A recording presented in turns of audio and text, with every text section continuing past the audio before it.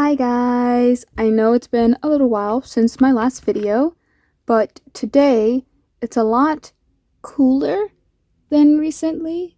We've just, there's been that massive heat wave across the states, and it's been real hot. But now that it's cooler a little bit, I can turn my fan off and it's easier for me to record and stuff. So I got the natural lighting outside. It's very chill, very mellow, and I just wanted to have like a short little video with you guys. So to start off, I'm using the Happy Planner. That's what these kind of books are called. I think these are called like ring bound planners, where you can like remove each individual piece. I didn't think I'd buy one of these because I worried about like the papers falling out too easily, but oh yeah, this isn't attached to anything, but like, yeah, that paper is not going anywhere. So if you were anxious about buying a binder like this, there's your tried and true testing, little test for you guys. The paper's not going anywhere. It's in here. It's staying put. This here, peak technology. But this one I got in the clearance section. This is actually, the cover and stuff is for a wedding planner, which is really funny because next to the wedding planners were the divorce planners. So, kind of morbid, but also really funny. They're both in the clearance section, so I got the wedding one because I feel like happily ever after is a fairy tale kind of phrase. It's not wedding themed, it's fairy tale. And so it has like this like blue paper with it is lined paper, but it's dotted. But like at a distance, you can't really see it. But I also, so half of the book is filled with the paper that came with it, and the other half is filled with Canson mixed media paper, because the newer books have these little like tabs where you can remove them and then put them anywhere. So I'm able to fill my book with sketchbook paper. So if you were looking for sketchbook paper that fits a ring-bound planner, Canson mixed media books will work. But today, I'm going to finish off this spread. I've been really into like drawing Bratz dolls and like Bratz characters. I have my own. I have an OC. This one is my romantic goth Bratz boy. His name's Garth. So this is a spread I did of him. I did this on a TikTok live stream recently, so that's that. All of this is going to be posted on my Ko-fi page and stuff, but I did this sketch, and I want to do like full color on this page here, and then put some stickers and stuff around here. This character, who I was like tossing the name around, but I did figure out a name for them. The name is Glamour. I do actually have, hold on a second, I gotta like pull them around. I made a custom doll of them, because I had an extra Sasha doll, so they are wearing like little Novi Stars Shadow High shirt and little jorts with little ruffles and like the jutes with the sorry, I'm like, my brain blanked. I'm like, what do you call jean boots? Jutes. With their NASA inspired jacket. So I didn't change anything else like outfit wise too much about the clothes, but I did draw, repaint their face, and I painted their skull, and I used like a shimmery nail polish. I don't know how well you could pick it up to like seal in the acrylic paint.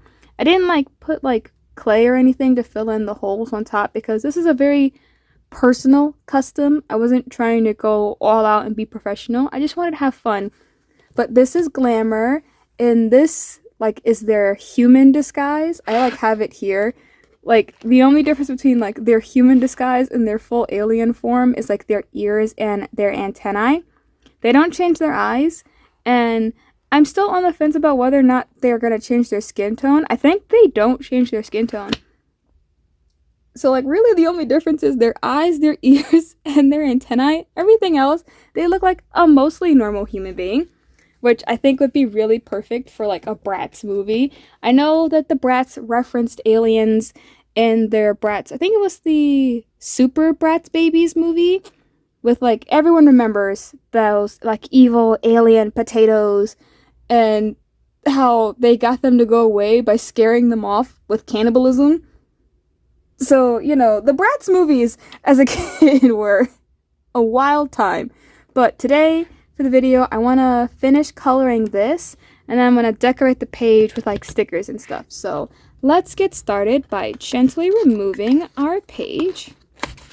Yeah, it's a lot of like back and forth tugging to get these out, so they're in there. So let's get started with this. Alright, as I clip my artwork to my table adjuster, I think that's what it's called. I just put this on my table all the time. I'm rambling. Anyway, I wanted to mention this, that I am using a style inspired by Bratz dolls and the artwork. Most of the like artwork and like 2D animation that I'm referencing was from like 2001. From my research, and now I did very, very light research on this. I believe the original like designs and illustrator was Carter Bryant. That's whose name popped up when I was doing the research and stuff. So that's who my style right now is mostly inspired by. But I do have my own flair and stuff, because I know like the Bratz dolls are very physically, they are fashion dolls, and I like drawing characters with more realistic body proportions. So I like playing around with that. It's mostly in like the head shape and the face that let's say it's mostly where the Bratz inspiration comes out. But let's talk more about my character, Glamour. I'm like torn between like alien designs that look super, super freaky, and then alien designs that look like regular people. There's just something a little bit off with them. It's like a little uncanny, and I love it. So that's what I have with them. I felt like for a Bratz alien, they would definitely go for the uncanny, but still could totally pass for a human. So a little background information about Glamour. They are from the pop star galaxy. I call it the pop star galaxy because there's two suns, so it's very bright and vibrant there, and a lot of the aliens that live on their planet are of darker skin. That's mostly because of like, in my mind, scientifically, if there are two suns, then all of the creatures nearby have to have a higher amount of melanin so that they can survive the constant exposure to the sunlight. So, obviously, their planet, most of the people, is predominantly darker skin. And it's like rare if they see someone who has like lighter skin on their planet because, the sun. So, when they come to Earth, they are like very black coded characters, like people of color. So I wanted to like make an alien that represents that. So I decided to keep her with her brown skin. I flip flop between pronouns for Glamour because it's giving she, they, mostly because I'm a firm believer that aliens don't have gender the same way we have gender. But also, I haven't met any aliens, allegedly. I will say allegedly. I have not met, to my knowledge, any aliens. Have I met some freaks before? Yeah. And I say freak as a term of endearment. I love my little freakazoids. I have my little freaky figurine that I customized a while ago. I think I have the video on my YouTube shorts. I know I posted it on TikTok and stuff, but anyway, I love aliens that don't abide by the concepts and the social rules that we have, because realistically, they wouldn't. So I wanted to play off on them. Their outfit that I have here, it's inspired by something I saw on Pinterest. For the life of me, I could not find the name or the designer of this shirt that they're wearing. The colors are different, but the shirt design, I couldn't find it. I couldn't find the name, and that aggravates me because I know that's a model wearing it, and I want to know where they got this shirt. I know I would never be able to afford it because a lot of the high fashion stuff costs thousands and thousands of dollars, and I barely have two in my bank account. So hey, if you want to support me and my artwork, feel free to donate on my Ko-fi page. I will continue to selflessly plug it because it's what helps me survive and afford things that I need. Speaking of my Ko-fi page, I do want to give a quick shout out to my Chewy Art Club members who donate $2 a month to support me and my artwork. So shout out to Sleeping for the Weekend for their continuous support for my Ko-fi page. going more so over like the actual techniques and stuff I used for coloring and doing my line art. I did my line art with like a blue micron pen, but after doing the coloring, it kind of got washed out by the colors. Like it wasn't as vibrant when I, especially in like the purple areas and some of like around the eyes with the black and the brown.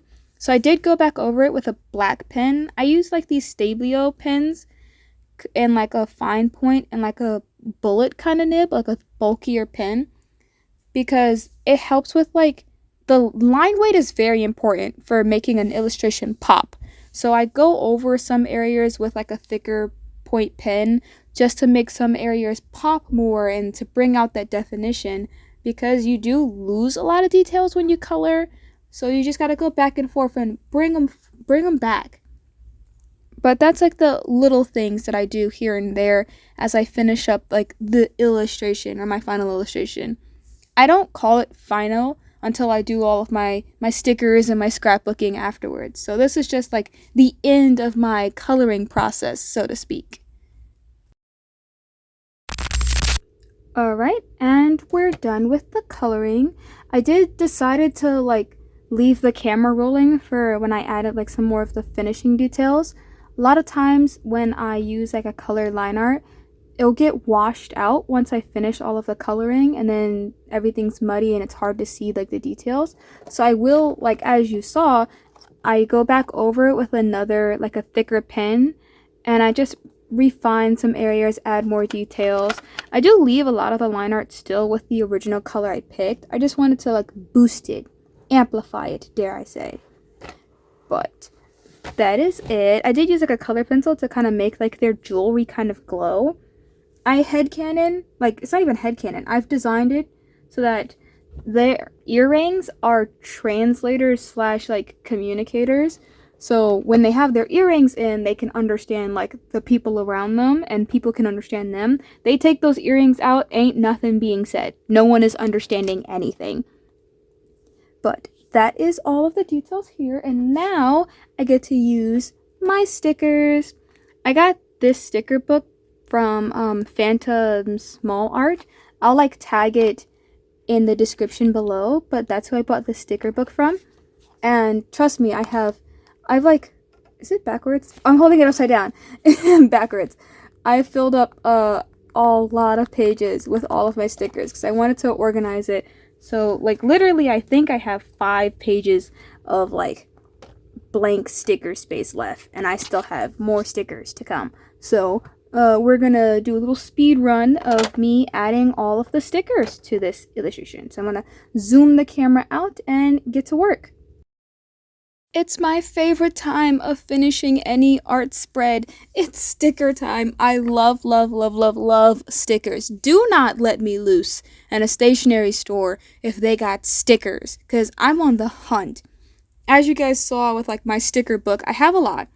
And I do use my stickers. I use a lot of them. I love a packed page of stickers and stuff.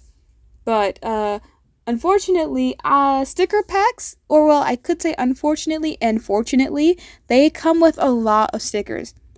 Especially if you buy stickers from Five Below, you get like 2 versions of the sticker pack. One that's just plain, and then another version that has like holographic sparkles to it. So you get like twice the amount of stickers that are basically the same, but not really. Overall, I just love adding stickers to my artwork. It really lets me go crazy. And that is pretty much it. That's generally how I would complete a spread, along with me squeezing my signature or my tag somewhere along the pages. I do like posting my artwork. I've like made, I'll put it on screen here. I've made like a little stamp that has like my icon or like my logo and my name. So I like posting my artwork with just like putting that stamp on it every now and then. I want to get it like physically made, but I don't know if I mentioned it before, but it's kind of expensive, so I'm gonna wait.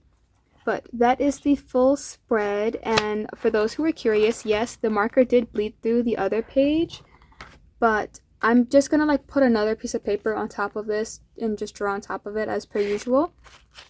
I did pick Sonic because I've done some thinking on my own, and I feel like that me as a person, I'm very Sonic coded. I think I'm very Sonic coded. My friends who might be watching this video would know exactly what I am referring to, but I think I'm Sonic coded. So glamour is also gonna be Sonic coded. But I honestly, I'm like really happy with how their face turned out with like the little makeup and everything. I don't usually do like artwork with characters have makeup, so I've been trying that out here and there, and I really like it. But I will have this posted on my social medias, my Instagram, my Ko-fi page. It'll be all linked in the description. So I want to thank everyone for watching my video. Remember to like, comment, and subscribe, and I will see you guys next time. Bye bye!